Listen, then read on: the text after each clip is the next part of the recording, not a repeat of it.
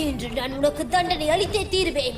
நீ எத்தனை மாயை செய்தாலும் சரி, உனக்கு தண்டனை அளித்தே தீருவேன். மகனே கேசரி, நாம் உடனே அஞ்சனை பிரதேசத்திற்கு சென்று விட வேண்டும் என்று எனக்கு தோன்றுகிறது.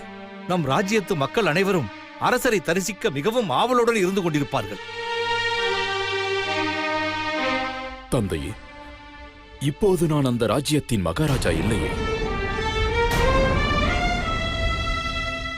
என்னுடைய துஷ்கர்ம செயல்களால் நான் நம் ராஜ்யத்தை ராகுவுக்கு தானம் அளித்து விட்டேனே.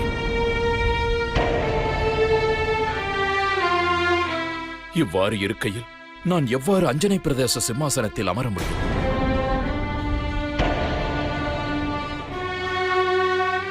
சிம்மாசனத்தில் அமரும் அதிகாரத்தை நான் இழந்து விட்டேன் தந்தையே. இல்லை இல்லை மகனே, நீ என்ன இப்படி கூறுகின்றாய்?